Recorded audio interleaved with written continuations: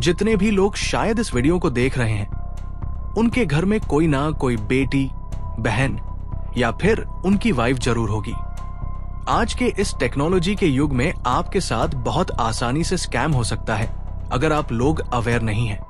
ये जो कहानी है, ये पश्चिम बंगाल के हुगली इलाके के चंदन नगर कॉलोनी की है। यहाँ पर एक परिवार रहता था और इस इलाके में लगभग सभी रिच फैमिली रहा करते थे। इस परिवार में हस्बैंड, वाइफ और उनका एक बेटा था। हस्बैंड बिजनेस के काम से बाहर ही रहा करते थे और घर पर वाइफ और उनका बेटा ही अक्सर रहा करते थे। ये बात है दिसंबर 2020 की। उस महिला के बेटे का जन्मदिन था, जिसके चलते उसने ऑनलाइन वेबसाइट से केक ऑर्डर किया था। क्योंकि पति बिजनेस के सिलसिले में बाहर ही रहते थे, तो उस केक की डिलीवरी करने के लिए एक लड़का आता है जिसका नाम विशाल वर्मा होता है। ये जो विशाल वर्मा है, ये जब केक डिलीवर करता है घर पे, तो ये देखता है कि वो महिला बहुत खूबसूरत है। और क्योंकि विशाल अक्सर इस इलाके में डिलीवरी किया करता था, तो उसको ये भी मालूम था कि इस इलाके में सभी अमीर घराने के लोग रहते हैं। तो वो जैसे ही उस महिला को देखता है, उसके दिमाग में एक खतरनाक प्लान बनता है।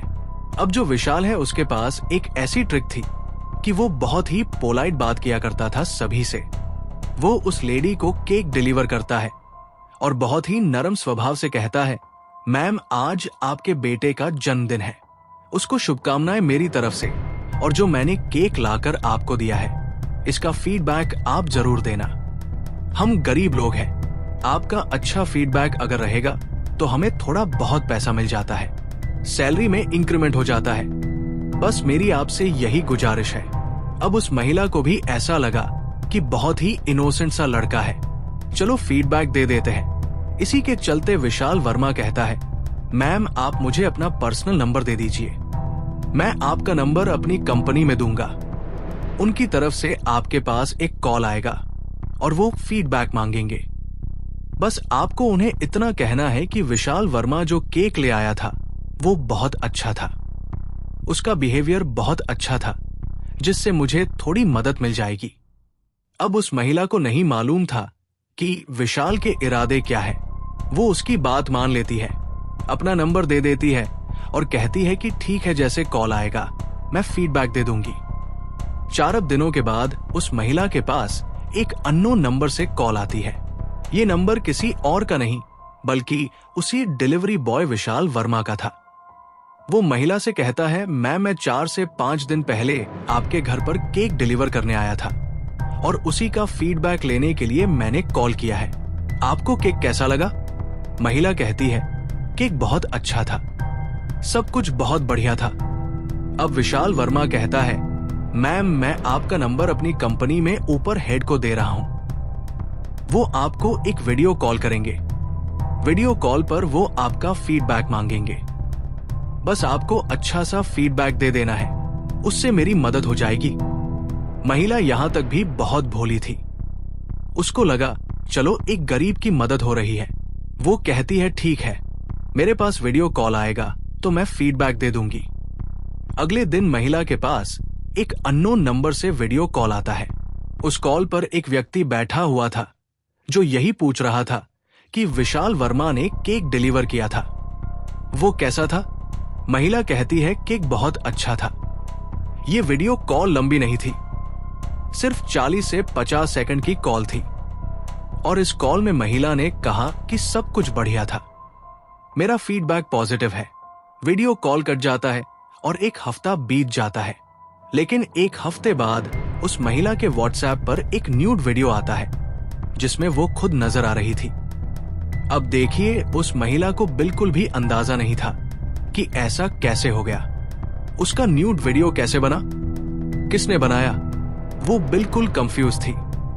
फिर भी परेशान होकर वो उस नंबर पर कॉल करने की कोशिश करती है जिससे वीडियो भेजा गया था, लेकिन वो नंबर स्विच ऑफ आता है, कोई बात नहीं हो पाती। वो महिला बहुत ही परेशान थी, उसे समझ नहीं आ रहा था कि क्या करे। वो परेशान होकर विशाल वर्मा को ही कॉल करती है और कहती है कि मेरे पास न्यूड वीडियो आया है जिसमें मैं खुद हूं। ये किसने बनाया, कैसे बनाया? मुझे कुछ समझ नहीं आ रहा। अब यहां पर विशाल वर्मा का असली चेहरा सामने आता है। वो कहता है, मैडम परेशान मत होइए, ये वीडियो किसी और ने नहीं, मैंने ही बनाया है और ये वीडियो मेरे पास है। अब आपको क्या करना है? अगर आप चाहती है कि ये वीडियो वायरल ना हो, आपकी बदनामी ना हो, तो जब भी आप घर पर अकेली हो मुझे कॉल कीजिएगा। मैं इस मामले को कैसे निपटाना है वो बताऊंगा और जो रास्ते होंगे वो मैं आपको बता दूंगा। 2 दिन बाद महिला फिर से विशाल को कॉल करती है और कहती है, मैं घर पर अकेली हूं, बताओ अब क्या करना है। इसके बाद विशाल लगभग 1 से 2 घंटे में उनके घर पहुंच जाता है और उसके साथ एक और लड़का होता है जिसका नाम सुमन मंडल होता है। सुमन पीछे से एक पेंटर था। ये दोनों आते हैं, पहले बैठते हैं और महिला बहुत ही परेशान थी। वो पूछती है, विशाल अब बताओ क्या करना है, कैसे इस पूरे मामले का निपटारा होगा? ये कैसे हुआ मुझे नहीं पता। यहां पर विशाल उस महिला से कहता है कि नहीं, आपको कुछ नहीं करना, देखो हमारे पास तुम्हारा वीडियो है, अगर तुम वो सब करोगी जो हम कहेंगे तो ये वीडियो कहीं नहीं जाएगा। और इसी के चलते विशाल वर्मा और उसका दोस्त सुमन मंडल दोनों उस महिला से संबंध बनाने की मांग रखते हैं। अब ये महिला पहले ही बहुत ज्यादा परेशान थी, लेकिन समाज में बदनामी का डर उसके सिर पर सवार था। इसी डर से वो इस बात के लिए भी राजी हो जाती है।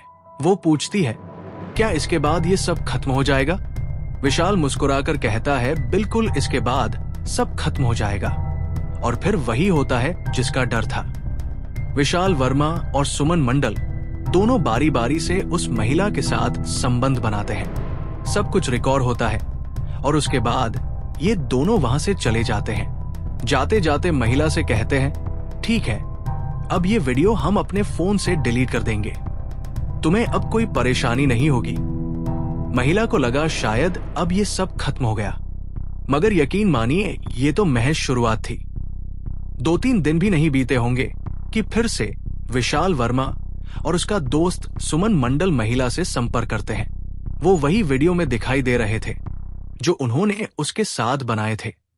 दरअसल जब विशाल और सुमन ने उसके साथ संबंध बनाए तब उन्होंने उसका वीडियो रिकॉर्ड कर लिया था। पहले जो वीडियो उन्होंने दिखाया था वो नकली था, एक एडिट किया हुआ आर्टिफिशियल वीडियो जिसमें महिला का चेहरा जोड़कर एक फर्जी सीन बनाया गया था। वो वीडियो कॉल के दौरान रिकॉर्ड किए गए फुटेज से तैयार किया गया था फीडबैक लेने के बहाने, मगर अब जो उनके पास था वो था ओरिजिनल वीडियो। अब विशाल फिर कॉल करता है और कहता है, देखो पिछला वीडियो तो फेक था, वो तो हमने एडिट किया था, लेकिन अब जो हमारे पास है वो असली है और अब जैसा हम कहेंगे वैसा तुम्हें करना होगा, नहीं तो अंजाम बहुत बुरा होगा। अब महिला और ज्यादा डर जाती है। उसे लग रहा था कि उसने इस मुसीबत से पीछा छुड़ा लिया, लेकिन असल में वो तो अब और गहराई में गिर रही थी। अब विशाल उससे पैसों की डिमांड करता है, मोटी रकम की, और ये सिलसिला यूं ही चलता रहता है तकरीबन 1.5 से 2 महीने तक। जब चाहे विशाल आता, पैसे लेता, जब चाहता महिला से संबंध बना लेता। पूरी तरह से उस महिला को उन्होंने अपने जाल में फंसा लिया था। फरवरी 2021 आ गई थी। अब महिला पूरी तरह टूट चुकी थी, थक चुकी थी। उसने फैसला किया कि अब वो पुलिस स्टेशन जाकर सब कुछ बता देगी। वो नजदीकी पुलिस थाने में जाती है, वहां पर जाकर पूरी कहानी बताती है। अपने फोन में मौजूद वीडियो सारे मैसेज दिखाती है, मगर पुलिस को उस पर यकीन नहीं होता।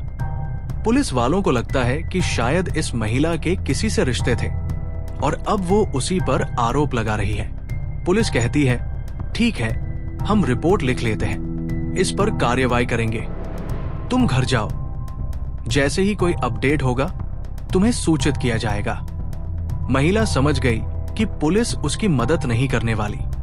वो निराश होकर घर लौट जाती है। वो पूरी तरह से इस दलदल में फंस चुकी थी। लेकिन उसी दौरान कुछ ऐसा हुआ जिससे इस पूरे मामले का खुलासा हो गया। दरअसल महिला की शिकायत के 2-3 दिन बाद शहर के अलग अलग थानों में 2 से 3 और रिपोर्ट दर्ज होती है, जिनमें एक डिलीवरी बॉय के द्वारा महिलाओं को आपत्तिजनक मैसेज और फोटो भेजने की बात होती है। पुलिस को फिर उसी महिला की याद आती है जिसने कुछ दिन पहले शिकायत की थी। पुलिस दोबारा उस महिला से संपर्क करती है, उससे विशाल वर्मा का नंबर और फोटो लेती है और फिर तुरंत कार्रवाई करते हुए विशाल को पकड़ लेती है। विशाल वर्मा को थाने लाकर पूछताछ की जाती है। शुरू में वो कुछ नहीं बताता, उल्टा उन्हीं महिलाओं पर आरोप लगाने लगता है। कहता है वो अमीर घर की औरतें हैं, मुझे खुद बुलाती थी, पैसे देती थी अपनी हवस शांत करने के लिए। मगर जब पुलिस ने उसका मोबाइल फोन चेक किया तो पूरा मामला एकदम साफ हो गया। विशाल के फोन में 31 ऐसे आपत्तिजनक वीडियो मिले जो उसने अलग अलग महिलाओं के साथ बनाए थे। बहुत सारे ऐसे मैसेजेस और ऐसी चैट उन्होंने यहाँ पर प्राप्त की जिसमें वो महिलाओं को ब्लैकमेल कर रहा था। और यहाँ पर पुलिस को यकीन हो गया था कि विशाल वर्मा असल में ऐसे कांड कर रहा है। अब पूरी जो छानबीन है वह की जाती है, एक टीम बनाई जाती है। विशाल वर्मा के दोस्त सुमन मंडल को भी गिरफ्तार कर लिया जाता है और इस पूरे मामले का खुलासा होता है। जब ये सारी छानबीन होती है तो मालूम चलता है कि 60 से ज्यादा महिलाओं के साथ विशाल अभी तक ऐसा कर चुका था, जिसमें से कुछ केसेस में वो कामयाब हुआ, कुछ केसेस में वो कामयाब नहीं हुआ, लेकिन किसी ने भी उसके खिलाफ रिपोर्ट नहीं लिखवाई थी। और अभी पिछले कुछ दिनों में एक तो पुलिस स्टेशन में ऐसी रिपोर्ट लिखवाई गई कि कोई आपत्तिजनक मैसेज उन्हें भेज रहा है या फोटो उन्हें सेंड कर रहा है, जिसके चलते इस मामले का खुलासा हुआ। अब देखो, इस वीडियो में मैंने आपको किसी भी महिला का या कोई भी ऐसा फोटो नहीं दिखाया बिकॉज ऑफ प्राइवेसी रीजन, लेकिन ये जो कहानी है पूरी तरह से सच है। आप चाहे तो गूगल कर सकते हैं और इस कहानी को आपको बताने का उद्देश्य यही है कि आप लोग थोड़ा सा सतर्क रहें। हालांकि जो विशाल वर्मा है और उसका दोस्त सुमन मंडल है वो अभी जेल में है और लंबी सजा उनको लगेगी, लेकिन आपको सतर्क रहना बहुत जरूरी है।